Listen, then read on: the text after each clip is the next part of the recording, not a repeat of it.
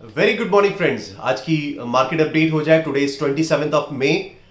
Yesterday market shown a good position. Market ने positive react किया था, बट स्टिल जो फॉरेन इंस्टीट्यूशन इन्वेस्टर्स हैं उनकी विड्रॉल जो है, मार्केट से आउटफ्लो बन रही हैं, वो रेगुलर चल रही हैं। सो yesterday the outflow was 1598 crore. Domestic institution investors ने जो बाई की है that is around 2906 crore. BSE Sensex PE ratio is at 22.03. NSE Nifty 50 is at 19.88. NSE Bank Nifty is at 17.60. मैं आपको बार बार बैंक निफ्टी के बारे में पी रेशियो इसलिए बताता हूं कि मुझे स्टील बैंक निफ्टी की जो पोजीशन है वो काफ़ी अट्रैक्टिव लगती है।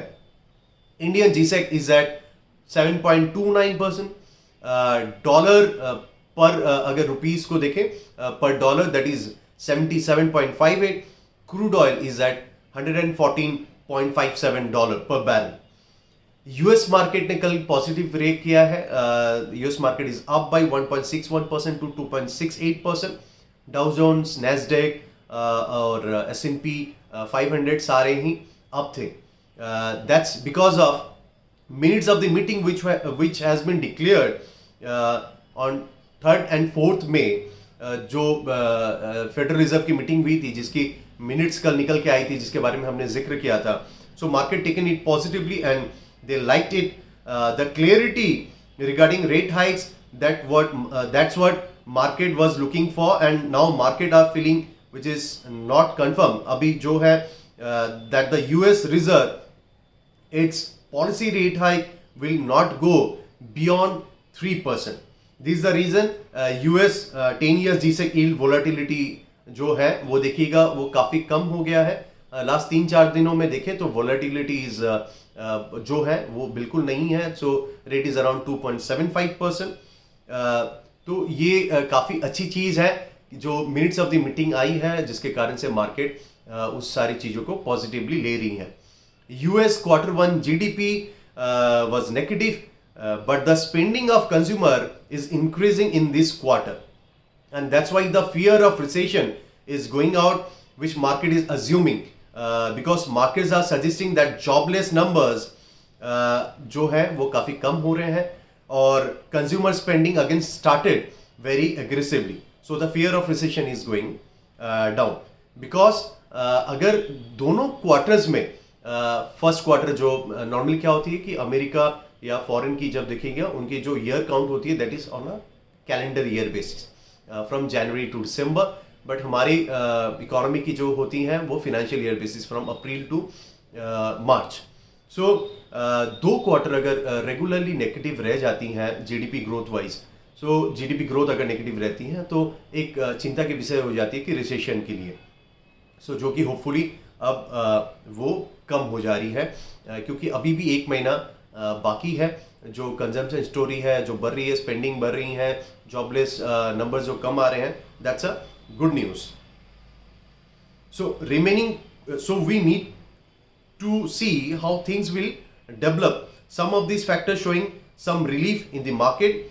Please remember in short term always the market जो है वो न्यूज में जो न्यूज़ेस आती हैं उसके ऊपर रिएक्ट करती हैं, but in long term always market react with the earnings growth and the GDP जो ग्रोथ रेट्स आते हैं उसके ऊपर ही मार्केट रिएक्ट करते हैं। लेट्स टॉक अबाउट इंडियाज जो the outflow of foreign portfolio investors from Indian market. आप अगर अक्टूबर 2021 से देखते हैं, so from the peak they have withdrawn, the outflow is almost more than 2 lakh crores, so almost 2 lakh crore की उन्होंने fund जो है विड्रॉल की है, but in the month of May itself they have withdrawn around 40,000 crore। so what is अगर आप numbers देखेंगे the number is 20% of the total outflow from the market। so foreign investors पता नहीं कब रुकेंगे, बट जब आएंगे सो मार्केट में एक अच्छी तेजी जरूर दिखेगी। India economy GDP forecast by Moody has been changed for the calendar year 2022. Earlier जो नंबर्स थे, जो जीडीपी की फोरकास्ट थी, that was 9.1%, but they have decrease the rate by 30 bips, so that is around 8.8%. जो 2023 की जो GDP forecast है वो सेम ही है, उस पर कोई चेंजेस नहीं है, that is around 5.4%. Why? Because last year की जो बेस इफेक्ट थी वो काफ़ी कम थी, उस कारण से इस साल की जो जीडीपी रेट है वो हमें ज़्यादा नज़र आ रही है. But with the rising base effect उस कारण से आपको जो नेक्स्ट ईयर की 2023 की जो जीडीपी रेट है वो हमें कम नज़र आ रही है. सो बीपीसीएल स्ट्रेटेजिक इन्वेस्टमेंट, जो उन्होंने डिसइन्वेस्टमेंट के बारे में बात की थी, that has been call off because government said bidders backed with oil and gas sector hit by geopolitical tension. तो उन्होंने सारी चीजें अभी geopolitical tension के ऊपर में थोप दी है. Sometimes I feel that like 3 companies जैसे HPCL, BPCL and IOC, why these 3 different companies don't work together? जैसे कि PSU banks जो है उन सारों को मर्ज कर दिया गया है, most of the PSU bank में मर्ज कर दिया गया है. इसी तरह से अगर ये तीनों कंपनी भी मर्ज होकर एक साथ काम करती हैं तो मेरे ख्याल से ये बेहतर हो सकता है. Regarding cheaper steel prices, the export duty which was imposed on the export of steel, because of that now focused is on domestic consumption. The biggest domestic consumer is auto industry. जो हर कोई जानते हैं कि हमारी जो steel की biggest domestic consumer है वो ऑटो इंडस्ट्री है. Because of rising steel prices, they may increase the auto price, but that not happen. It's cancelled. So steel prices जो बढ़ रही थी जिस तरह से, वो उसके कारण से ऑटो इंडस्ट्री अपने जो प्राइजेस हैं वो बढ़ा सकते थे, बट उन्होंने वो नहीं किया है.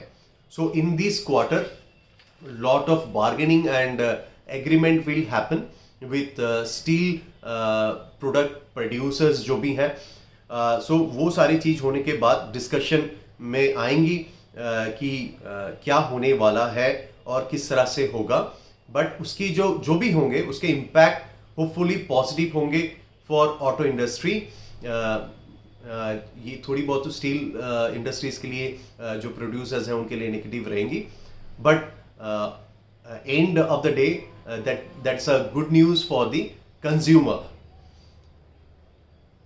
Satluj Jal Vidyut Nigam has done pact with Tata Power for solar system project. Around 5,500 crore की ये प्रोजेक्ट है. वो 1,000 मेगावाट की जो है प्रोजेक्ट ला रहे हैं. It's a clean energy project which will be in Bikaner, Rajasthan में होगी. आई थिंक राजस्थान, कर्नाटका या महाराष्ट्र, ये सारे स्टेट काफ़ी फोकस कर रहे हैं clean energy and green energy के ऊपर में. सो that is really a good one. ONGC will invest 31,000 crore rupees over the next 3 years in finding oil and gas fields. So our dependency on import, हम जितने import करते हैं around 80 to 85% की, वो dependency को कम करने के लिए गवर्नमेंट जो है इस तरह की जो चीज़ें हैं, जो इन्वेस्टमेंट्स हैं, ONGC जो है वो इन्वेस्टमेंट ऑलमोस्ट कर रही है. So ONGC is even ready to sell its stake. They are also trying to add strategic partners from like जो डिफिकल्ट एरिया से जिस तरह से ऑयल को एक्सट्रैक्ट करनी है, उस चीज़ों के लिए जो ONGC है वो पार्टनर्स भी, स्ट्रेटेजिक पार्टनर्स भी ढूंढ रहे हैं. सो ये अच्छी चीज़ है कि हमारी जितनी डिपेंडेंसी है वो ड्रॉप हो, वो कम हो इंपोर्ट के तरफ से, और हम खुद अपने देश में ये सारी चीज़ें ला सकें.